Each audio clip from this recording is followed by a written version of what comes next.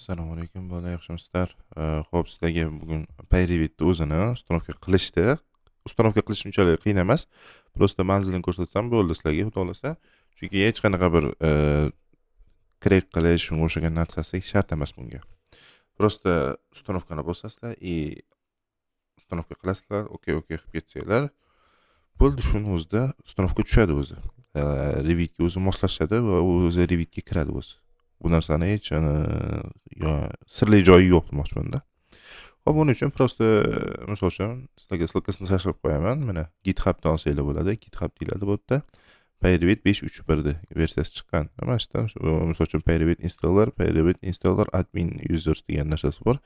Yo bu, ikkalasi ham farqi yo'q. Установка qilasizlar, bemalol ishlab tursanglar bo'ladi. O'sha aytganimdek установка qilib olasizlar. Bu joyda misol uchun qanaqa qilish kerakligini, ya'ni ichida qanaqa qobiliyatlari borligini ko'rsatib qo'yibdi.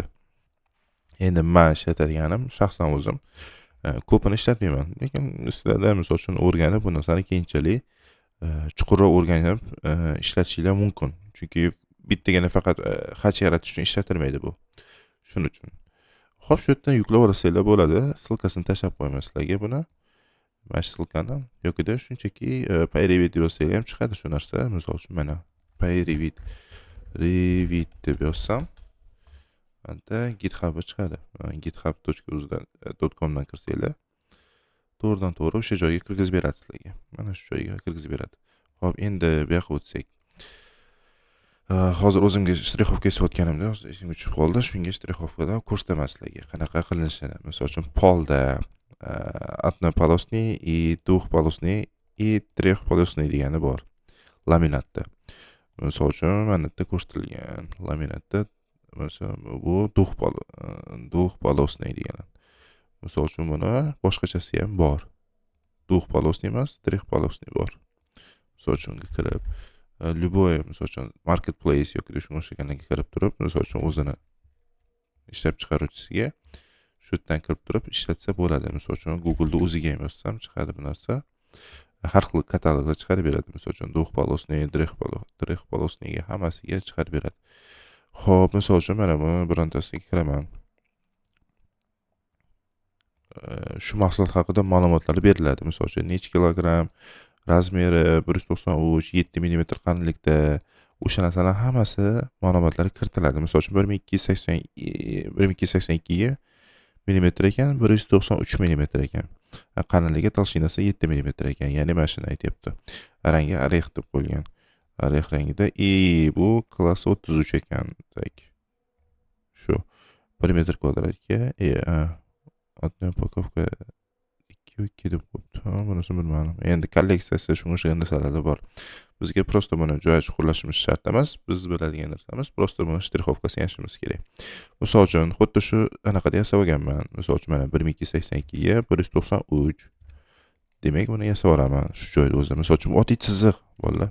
Mana bu joyda annotatsiya, liniya detalizatsiya qilib o'zimga kerakli bo'lgan chiziq turini tanlayman-da, черный emas, splashni черный tanlaganman-da. Bemalol chizib olganman shu yerda. Misol uchun oddiy chizib ketaverganman. Buni ham xuddi shu to'rtburchak chizganman, bo'ldi. Bolalar, buni hech qanaqa qiyin joyi yo'q. Boshlang'ich narsa emas bu. Shuni o'zida misol uchun men kopiya olib, birinchi o'rtasiga qo'yaman. Yana bitta chizib olaman mana shu yerdan. Mana bu joydan chizib qo'yaman. Mana bu yerdan mana chizaman. Mana vaqtincha turadi mana bu narsa. Buni tanlayotganligim, misol uchun yoniga kelib turib, tapni bossanglar to'liq aylantirib beradi. Bitta bosaman, keyin tanlanadi. 2 marta C yoki kopiyani bossanglar, mana buni bosib turib, buni markazga olib kelaman. O'sha hozir chizib turgani, vaqtincha chizib turgani. Mana shu bo'ladi. Xo'p, endi prosta shuni to'g'ri ishlayaptimi, ishlamayaptimi tekshirishimiz kerak har doim ishlash jarayonida. Xo'p, bundoq olib, buni kopiya olib, bu yoqqa qo'yib turaman hozircha. Buni ham tekshirib ko'ramiz hozir. To'g'ri ishlayaptimi yo noto'g'ri ishlayaptimi? Tekshirib qo'yishimiz kerak. Misol uchun bu joydan bu joygacha dedim. Endi mana buni bu yerdan bu yergacha deyman. Mana buni ham xuddi shunaqa tarzda qilaman. Bundoq qilib. Bu narsa nimaga kerak? boshi bilan oxirini ushlab olish uchun kerak bo'ladi. Hozir ko'rsataman. Misol uchun mana shu strixovkamizni hammasini tanlaymiz. Qoldirib ketmanglar, qaysidir chiziq qolib ketmasin. Bundoq tanlab turib keyin shift bosib turgan holatda bilan chiqarish mumkin. Shuni qilgan holatda Payribit uстановка qilinganda sizlarda ham xuddi shu narsa chiqib keladi. Tepada mana bu make pattern degan narsa bor. O'shanda bosasizlar. Tanlab turganinglarda bosinglar. Tanlamasdan bossanglar, bo'lmasa create pattern o'chib turadi. Export path file turgan bo'ladi, bo'ldi. Shuncha tanlab turib keyin kiringlar make patternga. Shunda mana bu yoniq turadi. Nom berasizlar o'zingizga mos. Misol uchun menda use deb qo'yganman. Трехполосный ламинат deyman misol uchun nomini. Model pattern, detail pattern bor. Detail patternda qilmaymiz. Eslarda bo'lsa, ikki xili bor. Model detail pattern. Hozir buni ko'rsataman. Modelda qilaman. Create pattern deyman. Endi mana sariq bo'lib qoldi. Sezilgan bo'lsa, mana bu tochkasi bilan mana bu tochkasini, ya'ni boshlang'ich va yakuniy nuqtasini ko'rsatishim kerak. Bu va mana buni bosganimdan keyin make pattern трехполосный laminat create yoki update qilindi, ya'ni yaratildi yoki yangilandi demoqchi. OK qilamiz. Endi tekshirib ko'rishimiz mumkin. Misol uchun mana bu patternni bunga berib ko'raman. Mana misol uchun injener doska top 1. Unga o'taman, ichkariga o'taman. Tip o'tib, mana hozir oddiy turibdi. Mana bu yerda трехполосный laminat turibdi. Modelировщик mana bu. Slovniy mana bu. Boyaga ko'rayotganim model pattern detail pattern deganimiz mana shu. Detail qilib qo'ysam mana bu yerda tushardi. Detail qilmadim, model qildim. Chunki bu vidga qarab o'zgartiraman shunda. Shuning uchun трехполосный tanlayman, laminatni bosdim. OK qilaman. Mana tushdi. Endi tekshirib ko'ramiz, bu to'g'ri ishlayaptimi yoki noto'g'ri ishlayaptimi. Uning uchun nima qilish kerak? Prosta tanlab turgan holatda katta masshtabda chizib tekshirib ko'rish kerak. Misol uchun qanchadir katta masshtabda chizaman bironta xonani. Mana bu yerda xatosi chiqish boshlaydi. Mana bu joyda ulanmagan, mana bu joyda ulanmay ketgan, to'g'rimi? Sabab mana bu yerda bo'lishi mumkin. Mana bu joyda ulanmay ketgan bo'lsa, xuddi shu muammo qaytib keladi. Uni nima qilamiz? Hozir yechimini birga ko'ramiz. Misol uchun mana bunday qilib ko'raman. Taxminanda hozircha. Shuni tekshirib ko'raman. Keyingisida yaratmayman, prosta update qilib yuboraman, ustiga bo'ldi. Ya'ni bittada strixovkalar tushmaydi birdaniga. Chunki u qiyin strixovka bo'lsa ayniqsa. Uni tanlayman hammasini, mana bilan olib tashlayman. Shiftni bosib turgan holatda qolaman. Shiftni bossam, misol uchun mana talab shiftni bossam minus, kursorda minus paydo bo'lyapti. Bunda bossam, bunda bossam. Control bossam plusga aylanadi, ko'rdinglar? Shu narsa. Tak.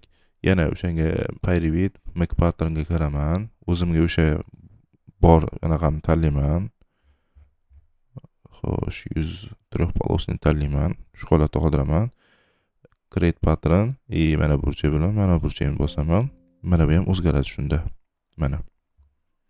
Yana bir mana bu joyda tutashuv paydo bo'lyapti. Bu hayotda bunday qilib tutashuv bo'lmaydi. Qoldirib ketishmaydi. Katta bo'lib ketadi mana, sezilganidek. Qayerdadir demak xato qilyapmiz, ya'ni bir-biriga tushib qolyapti bunaqa narsa. Tak, tekshirib chiqamiz unda. Bu tushyapti. Mana bu joyda tushayotgan bo'lishi mumkin. Shu joyda tushayotganga o'xshayapti. Katta ehtimol bilan. Ko'ramiz hozir. Yo'qdiring. Bo'ldi. Halab bermasin. Tak, mana bo'ldi. Bu ham to'g'ri tushib turibdi, bu ham to'g'ri tushib turibdi, bu ham to'g'ri. Mana shu joyda bo'lsa kerak deb o'ylayman. Chunki bu ikkita turibdi, mana bu qolib. Mana bu turibdi. Tak, mana bu uzun ketgan. Agar unaqa bo'lsa, qiynalmaslik uchun o'zimizga to'g'rilab olamiz. Misol uchun rotate qilib to'g'rilab tekshirib ko'raman. Shu joyga tashab, mana buni tekisligi bilan to'g'rilab tekshirib ko'raman. Misol uchun nimaga noto'g'ri ketyapti tekshirish uchun. Tak. Mana buni yopishtirib turaman hozircha. Mana bu turibdi. Keyingisi bunday ketgan. OK. Keyingisi mana bu ketgan. okey, lekin mana bu joyda tepaga chiqib ketgan deb hisoblayapti. Va mana chiziq bor deb hisoblayapti. Demak, mana uni o'rtashishim kerak men. Shunda o'xshashi kerak. Keyin yana bitta joyda qayerda ko'rdim? Va buni ko'rdik. Buni ko'rdik. Mana buni ekan. Buni tepasidagini o'rtashishim kerak ekan. Shunda adashmasam to'g'ri tushadi. Tekshirib ko'ramiz endi. Yana bir marta olaman. Mana olingan holatda turibdi. Revit, make pattern. Yana bir marta tanlayman. Use direct browsing, create pattern. Mana bu joydan mana bu joygacha bosaman. Okey deyman. Udalить зависимость deymiz. Okey, udalить зависимость deymiz. Va endi tekshirsak, mana hammasi joyida. Direct browsing tushdi. Uzoqroqdan tekshiramiz. Qayerdadir bug yoki ketma-ketlik to'g'ri qaytarilmagan bo'lsa, tushib qoladi shunaqa narsa. Faqat shunaqa narsalar emas, har xil chiqarishimiz ham mumkin bo'ldi. Misol uchun qanaqada? Misol uchun ba'zilar detalliroq beraman desa, bunaqa har xil chiziqlar berib qo'yishadi odamlar. Endi hamma har xil shtrixovkalar yasash mumkin. Misol uchun mana bunaqa shtrixovkalar yasash mumkin odamlar. Mana bular ham qaytarilgan shtrixovkalarda qayerdadir qaytarilgan bo'ladi. O'sha keladi. Faqat oraliq masofasini o'zingizlar tanlaysizlar bu narsani. Mana bular ham xuddi shu qo'lda chizib chiqilgan, keyin qo'yib chiqilgan. Misol uchun buni olaman. To'xtayapsiz mana uni. Pastroqqa tortay avval. Yo'q, undoq qilaylik unda. Undoq olaman. Keyin to'liq mana uni tanlab olaman. Ctrl bosib turib buni ham tanlayman. Bittaga emas, kengizga qo'yaman. Misol uchun bunga emas, bunga qo'yaman. Bunga qo'yaman keyin. Xuddi shu holda qoldiraman. Yana uni create pattern qilsam, o'z ko'rasizlar, chiroyli chiqadi shu holatda. Endi menga bunaqa shart emas, detalli kirish. Detalli kirsanglar, Revit o'qish uchun vaqt ketib qoladi. 3Dvitda har bitta aylantirgan paytinglarda. Shuning uchun oddiyroq, soddroq qilganingiz ma'qul. Chunki kompyuterning kuchligi ham bog'liq. Agar kompyuterlar slabiyroq bo'lsa, juda ko'p qochish boshlanadi. Bu yerda sezilmaydi qochish. 3Dvitga o'tganlarda bunaqadan juda ko'p bo'lsa, devorda ayniqsa juda ko'p har xil anaqalar shtrixovkasi har xil bo'lsa, qotadi. Chunki har bitta aylantirgan paytingizda to'g'rilab o'qib borish kerak. O'shanga vaqt ketadi bu narsa. Mana tushdi bolalar. Xuddi shu holatda devorga ham devor yoki shtrixovka yasash shunaqa tarzda bo'ladi. Mana bu shtrixovkalarning barchasi xuddi shu tarzda yasalgan. Shtrixovkalarning hammasi, mana bu ko'rsatgan shtrixovkalar ham xuddi shu tarzda yasalgan. Shu bolalar, hammaga rahmat unda, ungacha stop.